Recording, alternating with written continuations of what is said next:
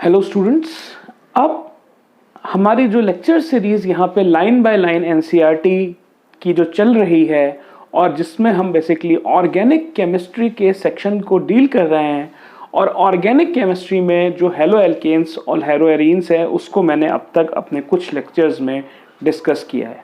तो जो आज का हमारा टॉपिक है जिसको हमें डिस्कशन में लेना है वो है methods of preparation of haloarenes.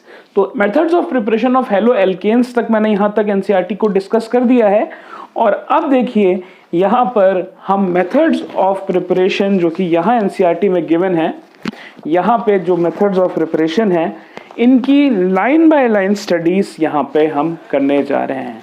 तो अब हम यहाँ पर डिस्कस करेंगे कि कैसे हम एक्चुअली हेलो एरीन्स को बना सकते हैं। तो चलिए हम यहाँ पे पहला मेथड लेके आते हैं, from hydrocarbons by electrophilic substitution. तो जो पहला मेथड हम यहाँ डिस्कस करने जा रहे हैं वो है फ्रॉम हाइड्रोकार्बन्स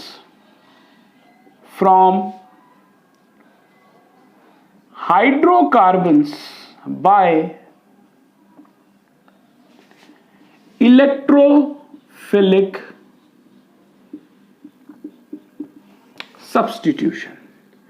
अब देखिए ये इलेक्ट्रोफिलिक सब्स्टिट्यूशन अंडरगो करती हैं और इसमें जिस हाइड्रोकार्बन की मैं बात करने जा रहा हूं वो बेसिकली यहां पर हम बच्चों बात करेंगे। अगर बेंजीन के ऊपर सब्स्टिट्यूशन है एक CH3 ग्रुप का तो इसको हम क्या कहते हैं, इसको हम टाउलीन कहते हैं। बेंजीन में से अगर एक H हट के CH3 ग्रुप का एडिशन हो जाता है तो इसको हम क्या कहते हैं, इसको हम टाउलीन कहते हैं। अब देखिए टाउलीन का अगर आप X2 के साथ रिएक्शन करते हैं और in the presence of iron, और आयरन कैसे काम करता है ये मैं आपको अभी बताता हूं और ये रिएक्शन बच्चों डार्कनेस में होगी। अब आपको मैकेनिस्टिक सेक्शन की अगर बात करी जाए तो बेसिकली जो टाउलीन है यहाँ पर उसका ऑर्थो पैरा डायरेक्टिंग इन्फ्लुएंस होता है। इसका मैं आपको रीजन बताता हूँ। रीजन ये है कि ये जो मिथाइल ग्रुप है यहाँ पे इस मिथाइल ग्रुप की बात कर रहे हैं, ये एक इलेक्ट्रॉन डोनेटिंग ग्रुप है। ये एक इलेक्ट्रॉन डोनेटिंग ग्रुप है और ये जब इलेक्ट्रॉन डोनेट करता है तो ये बेसिकली जो नेगेटिव चार्जेस हैं उनकी डेंसिटी को ऑर्थो और पैरा पोजीशंस पे इंक्रीज कर देता है। दैट मीन्स कि ये 1-2 पोजीशन मिथाइल ग्रुप्स के रेफरेंस में ये 1 है तो ये 2 पोजीशन है। इसकी जो बगल वाली पोजीशन होगी ये ऑर्थो पोजीशंस होंगी, दोनों जो मिथाइल के एकदम एडजेसेंट है। और जो मिथाइल से 4th पोजीशन पर है बच्चों जो इसकी ऑपोजिट पोजीशंस हैं तो ये पैरा पोजीशंस कहलाती हैं। तो methyl is basically that means toluene की जब मैं यहाँ पे बात करूंगा तो टाउलीन एक किस तरीके का इन्फ्लुएंस रख रहा है, टाउलीन एक ortho para directing influence show करता है। इसीलिए जो यहां पे इलेक्ट्रोफाइल जनरेट होगा, अब आप यहां पे समझें कि बच्चों जब ये X2 की हम बात कर रहे हैं तो ये X हमें यहां पे लेना क्या है, या तो आप Cl लेंगे या आप Br लेंगे। आप I नहीं लेंगे और आप F नहीं लेंगे, इसका मैं रीजन अभी आपको बताऊंगा। तो यहां पे देखिए जो इलेक्ट्रोफाइल जनरेट होगा वो Cl पॉजिटिव होगा या Br पॉजिटिव होगा। Chloronium as a electrophile generate होगा या bromonium as a electrophile generate होगा। तो ये दोनों देखिए काम करेंगे एज एन इलेक्ट्रोफाइल। ये कैसे काम करेंगे, इलेक्ट्रोफाइल की तरह। तो या तो ये ऑर्थो पोजीशन पर एक पॉसिबिलिटी होगी और दूसरी पॉसिबिलिटी होगी कि ये पैरा पोजीशंस पर अपना अटैक करें। तो ये पॉजिटिव वाला देखिए नेगेटिव वाले पे अटैक करेगा तो या तो ये ऑर्थो पोजीशंस पे अटैक करेगा या ये पैरा पोजीशंस पर अटैक करेगा। इसीलिए जो यहां पे देखिए जो प्रोडक्ट्स बनेंगे वो या तो बच्चों ऑर्थो प्रोडक्ट बनेंगे या वो पैरा प्रोडक्ट बनेंगे। अब आप यहां पर ये समझिए कि जो ऑर्थो और पैरा प्रोडक्ट्स बने, देखिए जो ये वाला प्रोडक्ट बना इसको हम कहेंगे ऑर्थो क्लोरोटाउलिन, या इसको हम ऑर्थो हेलोटाउलिन भी कह सकते हैं अगर हेलोजन हमारा Cr या Br। अब ये जो है देखिए ये पैरा क्लोरोटाउलिन है, ये बेसिकली क्या है, पैरा क्लोरोटाउलिन। और अगर हम इसमें स्टेबिलिटी की बात करें बच्चों, तो जो पैरा क्लोरोटाउलिन है this is more stable, this is basically more stable. Reason being कि आपको पता ही है कि जैसे जैसे बॉन्ड एंगल बढ़ता चला जाता है जो डायपोल मोमेंट है वो कम होता चला जाता है, इसकी पोलैरिटी कम होती चली जाती है, मॉलिक्यूल ज्यादा स्टेबल होता है। ठीक है, या हम क्या इसको इस तरीके से भी कह सकते हैं कि जो पैरा फॉर्म्स हैं they are much more symmetrical in forms, hence they are more stable. लेकिन द बेटर आंसर इज कि higher the bond angle between the groups lower will be the dipole moment, क्योंकि dipole moment का cos theta से inverse relation यहां पर देखने को मिलता है। अब देखिए यहां पे जिस चीज की बात करनी थी कि ये आयरन जो है ये किस तरीके से काम कर रहा है बच्चों, ये आयरन एक लुईस एसिड की तरह काम कर रहा है। ये क्या करता है, ये जो हमारे पास X है यहां से, ये देखिए ये X अगर इस तरीके से है तो ये यहां से जो हेलोजन ग्रुप है उसको एक्सट्रैक्ट करता हुआ अपने कंपाउंड में कन्वर्ट कर देगा और आपके पास एक Cl पॉजिटिव या जो भी अगर हम Br ले रहे हैं वो actually as a electrophile generate करने में हेल्प करेगा। तो not going into much details, आपको बच्चों ये पता होना चाहिए कि this iron is acting as a Lewis acid catalyst, this iron is acting as a Lewis acid catalyst। तो ये बात हो गई जब हम हेलोजेंस को बेसिकली क्लोरीन Cl या Br की बात कर रहे हैं जिसमें जो इलेक्ट्रोफाइल जनरेट हो रहा है वो Cl पॉजिटिव क्लोरोनियम या ब्रोमोनियम हो रहा है। और स्टेबिलिटी ऑफ प्रोडक्ट्स की बात करेंगे तो हम देखेंगे कि जो पैराफॉर्म्स हैं वो ज्यादा स्टेबल होते हैं। अब हमें ये देखना है कि क्या अगर हम आयोडीन की बात करें या हम X में अगर आयोडीन लें तो बच्चों क्या होने वाला है, इस चीज की बात को आप यहां पे समझिएगा कि जो आयोडीन है इसके साथ होने वाली रिएक्शंस जनरली रिवर्सिबल होती हैं, क्योंकि जो Ci बॉन्ड है लेंथ है वो बहुत ज्यादा होती है और वो टूट जाती है, जिस कारण से रिवर्स रिएक्शंस जो हैं बेसिकली रिवर्सिबल होते हैं नेचर में। तो अगर ये तो देखिए हमारे पास एक पहला फीचर हो गया कि जब हमारे पास हेलोजन X2 था। अब हम यहां सेकेंड चीज की बात करते हैं। मान लीजिए बेटा हेलोजन जो आपका है वो आयोडाइड्स है, ठीक है, तो होगा क्या कि रिएक्शंस जो होती हैं वो कैसी होती हैं, reactions are reversible, reactions are reversible. क्यों होंगे रिएक्शंस रिवर्सिबल, क्योंकि Ci बॉन्ड लेंथ जो है it is too large and it breaks to form the reactants again. Reason being Ci bond length is large, right. और अगर आपको ये reaction कराना है तो आपको कहीं ना कहीं बहुत स्ट्रॉन्ग ऑक्सीडाइजिंग एजेंट्स के प्रेजेंस में ही ये रिएक्शन हो सकती है, जैसे HNO3 या HiO4 जो यहां NCERT में मेंशन्ड है। तो reactions can occur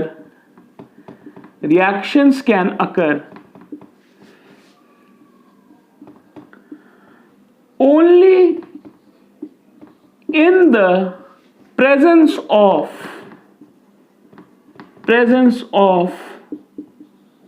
strong oxidizing agents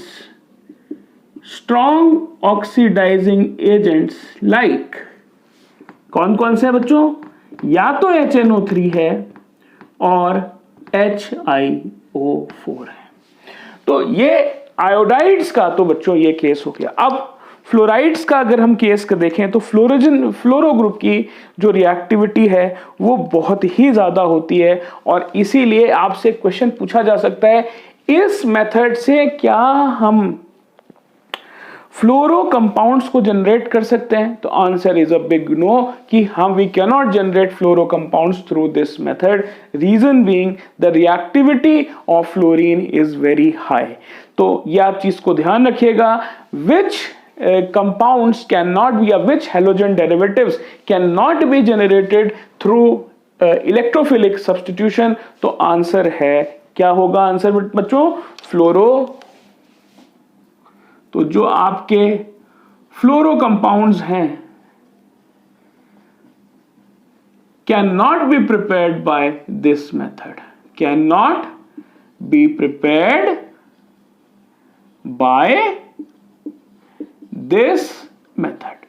तो इसमें हमने सीखा कि हमें सही हेलोजन कौन सा लेना है, आयरन कैसे काम कर रहा है, टाउलिन का डायरेक्टिव इन्फ्लुएंस जो है वो बेसिकली किस तरीके से है बच्चों, ऑर्थो पैरा डायरेक्टिव इन्फ्लुएंस है, कौन सा हेलोजन एक्चुअली इसके through electrophilic substitution through react करके प्रोडक्ट्स बनाएगा, क्यों हम आयोडाइड्स को डायरेक्टली रूम टेम्परेचर पर रिएक्ट नहीं कर सकते, क्योंकि उसके थ्रू रिएक्शंस क्या होती हैं, रिवर्सिबल होती हैं, इसीलिए आपको एक बहुत स्ट्रॉन्ग क्या कर लेने पड़ते हैं, ऑक्सीडाइजिंग एजेंट्स। और किन फ्लोरो कंपाउंड्स को हम इस मेथड के थ्रू, किन कंपाउंड्स को बेसिकली हम इस मेथड के थ्रू क्या नहीं कर सकते, बना नहीं सकते, तो उसका आंसर होता है फ्लोरो कंपाउंड्स। अब देखिए हम यहां पे second method of preparation of haloarenes पे जा रहे हैं, और जो मेथड है वो है अमीन्स के थ्रू। ठीक है, वो मेथड है अमीन्स के थ्रू। तो चलिए इससे हम देखते हैं कि अमीन्स के थ्रू हम कैसे जो हेलोएरीन्स हैं उसको बनाते हैं। तो कहीं ना कहीं ये हिंट करने की कोशिश कर रहा है सैंडमेयर्स रिएक्शन के लिए। तो चलिए अब देखते हैं कि कौन कौन से रिएक्शंस ऐसे हो सकते हैं जिससे हम इस चीज को बना सकते हैं। लेकिन पहले इसमें एक इंपॉर्टेंट चीज है कि इससे पहले कि मैं सैंडमेयर रिएक्शंस के टाइप्स आपसे डिस्कस करूं कि कैसे हम अमीन से हेलोएरीन्स बना सकते हैं, उससे इंपॉर्टेंट एक रिएक्शन होता है बच्चों, उसको हम कहते हैं डायएज़ोटाइजेशन।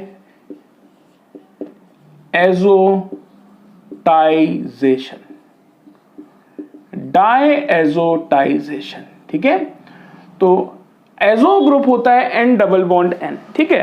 तो डायएज़ोटाइजेशन जो रिएक्शन है वो होता क्या है, तो सबसे पहले आपको ये पता होना चाहिए कि डायजोनियम सॉल्ट के फॉर्मेशन को फ्रॉम अमीन, हम इस बेसिक रिएक्शन को डायएज़ोटाइजेशन कहते हैं। और क्योंकि मैं यहाँ पे एरोमेटिक कंपाउंड पढ़ने जा रहा हूं, तो जो मेरे पास यहाँ पर हम अमीन यूज करने वाले हैं, तो एरोमेटिक कंपाउंड्स की जो अमीन है वो है बच्चों बेसिकली एनेलीन,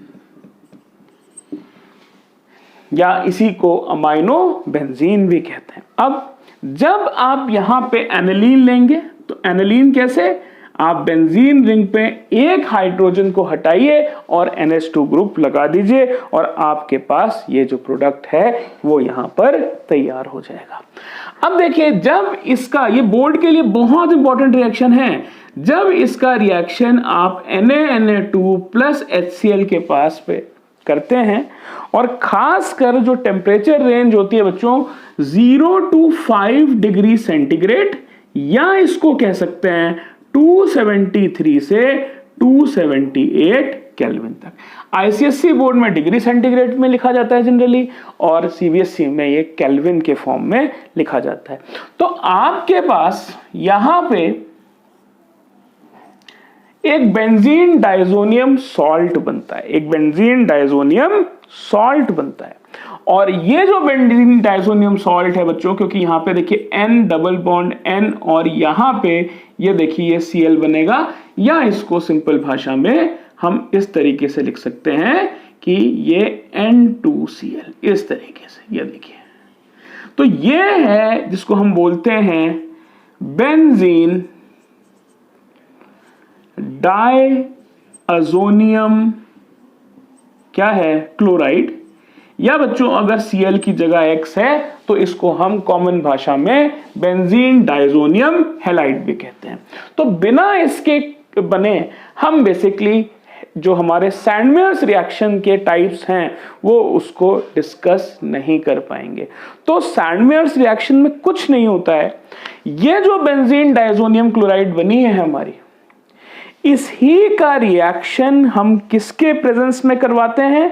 इसी का रिएक्शन हम क्यूपरस सॉल्ट्स के प्रेजेंस में करवाते हैं। या तो आप क्यूपरस क्लोराइड लेंगे या आप क्यूपरस ब्रोमाइड लेंगे, ठीक है। या तो आप क्यूपरस क्लोराइड लेंगे या आप क्यूपरस ब्रोमाइड लेंगे, और उसमें ये देखेंगे बेसिकली कि जो हैलाइड ग्रुप आएगा, जैसे क्यूपरस ब्रोमाइड लिया आपने, तो वो सिंपली क्या करने वाला है, यहां से नाइट्रोजन का एब्स्ट्रैक्शन करवा के, और ये जो Cl है बच्चों, ये क्यूपरस के या क्यूपरस आयन के साथ जाके CuCl बना देगा, और जो क्यूपरस का ब्रोमाइड या आयोडाइड होगा वो डायरेक्टली जाके इस CN2 फॉर्म पे जाके अटैच हो जाएगा। तो मैं आपको ये कह सकता हूं कि जो क्यूपरस सॉल्ट का हैलाइड ग्रुप है, जो कि एक किसकी तरह काम कर रहा है, यहां पर एक न्यूक्लियोफाइल की तरह काम कर रहा है,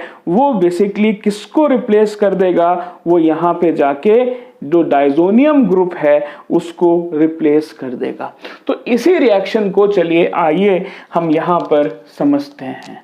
तो अब हम बात करने जा रहे हैं किस चीज की? सैंडमेयर्स रिएक्शन। हम बात करने जा रहे हैं सैंडमेयर्स रिएक्शन की। तो सैंडमेयर्स रिएक्शन देखिए कैसे हो रही है बच्चों, आसानी से समझने का तरीका कि आप यहां पे बेंजीन डाइजोनियम क्लोराइड बना लीजिए, तो ये हो गया आपका N2Cl, ठीक है। ये हमारे पास क्या हो गया, N2Cl, और आपने इसको क्यूपरस सॉल्ट के साथ इसका ट्रीटमेंट कराया। आपने क्यूपरस सॉल्ट के साथ यहां पे ट्रीटमेंट कराया, और जो यहां पे बच्चों X लेना है वो या तो Cl लेना है और या आप क्या करोगे, Br लोगे। आयोडाइड्स का एक ऐसा केस होता है जिसमें हमें यहां पर क्यूपरस सॉल्ट्स को लेने का जरूरत नहीं पड़ती। यहां पे हम डायरेक्टली ही हैलोजन को, मतलब इसमें आप क्याई का कोई एक कंपाउंड ले लीजिए और आप डायरेक्टली ही क्या कर सकते हैं, उसको सिंपल शेक करके आप मिक्सिंग करके सीधे सीधे आप आयोडाइड फॉर्म्स जनरेट कर सकते हैं। तो ये जो स्पेसिफिक रिएक्शंस है जिसकी मैं सैंडमेयर रिएक्शन की बात कर रहा हूं, चलिए इसको समझते हैं। तो अब देखिए बच्चों यहां पर क्या है कि ये नाइट्रोजन N2 जो ये ग्रुप है ये यहां से निकल जाएगा और इसका जो हैलोजन है वो यहां चला जाएगा। आप देख सकते हैं कि ये Cu इसके साथ रिप्लेस कर देगा, ये इसके साथ चला जाएगा, और इसका जो X नेगेटिव पोर्शन है वो सीधा यहां पर आके अटैक कर देगा, और जो आपके पास कंपाउंड बनेगा वो देखिए क्या बनेगा, वो यहां पे सिंपल तरीका होता है कि आपको याद करने का मैं एक बहुत आसान तरीका बताता हूं। जो इसका न्यूक्लियोफिलिक पोर्शन होता है वो डायरेक्टली आके यहां पर अटैक कर देता है और ये हट जाता है। आप एक चीज ध्यान रखिएगा कि जो ये X है वो एक्चुअली यहां पर प्रेजेंट होगा।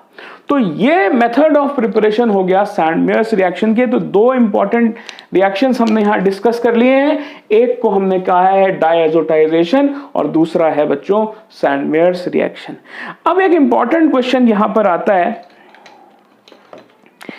कि replacement of diazonium group by iodine does not require the mixing of cuprous halides, does not require the presence of cuprous halide। तो इसका मतलब कि जो हैलोजन ग्रुप का रिप्लेसमेंट है वो जब कभी भी क्यूपरस हैलाइड्स के प्रेजेंस में होगा तो उसको हम क्या कहने वाले हैं, सैंडमेयर्स रिएक्शन कहने वाले हैं।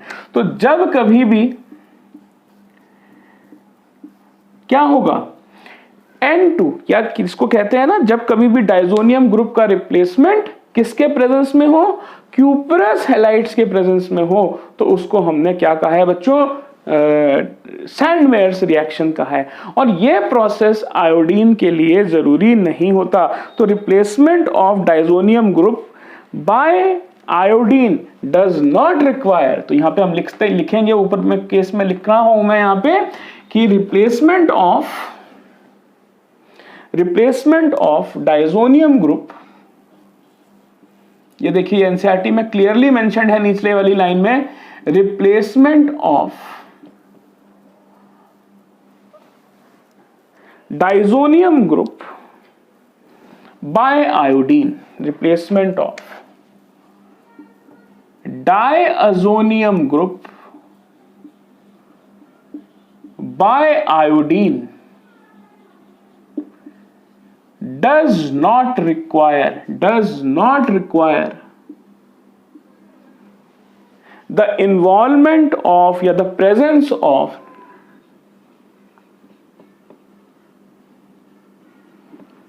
does not require the presence of cuprous halides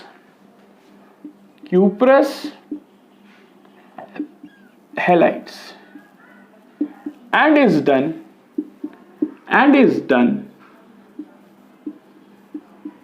simply by shaking diazonium salt with potassium iodide, simply by shaking diazonium salts with Ki। तो बच्चों ये आप ध्यान रखिएगा, ये क्या, ये सैंडमेयर रिएक्शन नहीं कहलाएगा। तो एक्चुअली ये रिएक्शन क्या बन गया, ये कुछ इस तरीके से हो गया कि ये देखिए आपके पास डाइजोनियम सॉल्ट हो गया और आपने सिंपल Ki का रिएक्शन करा और जो ये आई है वो डायरेक्टली यहां पे जाके इस तरीके से लग जाएगा। तो ये एक इंपॉर्टेंट पॉइंट हो गया जो कि आपको ध्यान रखना है कि कौन से हैलाइड के या हेलोएरिन्स के प्रिपरेशन के लिए हमें क्यूपरस सॉल्ट की जरूरत नहीं पड़ती। देखिए Cl और Br के लिए डेफिनेटली पड़ेगी, फ्लोरीन हम जनरली कंसिडर नहीं करते, उसका रीजन मैंने उसकी रिएक्टिविटी के बेसिस पर आपको बताया है। और जिसको हम बेसिकली क्यूपरस सॉल्ट के बगैर बना पाए वो कौन से एरिन्स हैं, वो एक्चुअली हेलो एरिन्स में आइडो, जो आपका आइडो एरिन होगा उस केस को हमें यहां पर समझना है, या आइडो बेंजीन, राइट। और जो क्यूपरस सॉल्ट्स के प्रेजेंस में जो रिएक्शंस हो रही हैं जिसमें हम बेसिकली एराइल हैलाइड्स को जनरेट कर रहे हैं, उनको हम क्या कहते हैं बच्चों, उनको हम सैंडमेयर्स रिएक्शन का नाम देते हैं। तो अब तक हमने यहाँ पे हाइड्रोकार्बन से इलेक्ट्रोफिलिक सब्स्टिट्यूशन के थ्रू एल्काइल हैलाइड्स के प्रिपरेशन को देखा है और अब हमने बेसिकली डायजोडाइजेशन की बात करी कि कैसे डायजोनियम सॉल्ट बनता है और डायजोनियम सॉल्ट का क्यूपरस सॉल्ट्स के प्रेजेंस में रिएक्शंस देखी हैं जिनको हम सैंडमेयर्स रिएक्शन कहते हैं। और उसमें एक इंपॉर्टेंट चीज ये देखी कि जो एराइल आयोडाइड्स हैं वो बेसिकली सैंडमेयर्स रिएक्शन के बगैर हम क्यूपरस सॉल्ट्स को यूज करें बना सकते हैं। तो यहाँ पे हमने 2 से 3 मेथड बच्चों ने देख लिए जिसमें हमने ये देखा कि कैसे हम हेलो एरिन्स की प्रिपरेशन कर सकते हैं। अब हम अपने नेक्स्ट लेक्चर में बेसिकली फिजिकल प्रॉपर्टीज ऑफ जो हेलो एल्केन्स हैं और हेलो एरिन्स हैं उसको डिस्कस करेंगे।